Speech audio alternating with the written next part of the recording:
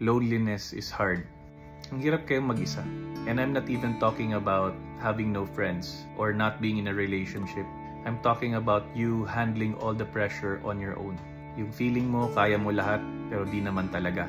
Kaya you feel lonely kasi nag-iisa ka lang. Nag-iisa ka lang na sinusolve mo yung problema mo at parang ang hirap humingi ng tulong. And you know what? Loneliness can also be caused by our pride. Yung ayaw natin mag-reach out, ayaw natin mag-take ng initiative kasi nga kaya mo. O di kaya nahihiya ka. So how do you overcome loneliness?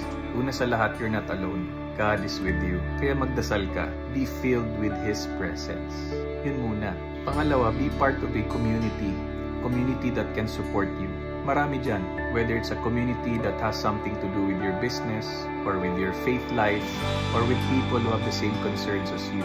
Iba pa rin pag nakakahanap ka ng grupo na dumadaan din sa pinagdadaanan mo. And probably third is to get out of your comfort zone. Kasi you might be confined.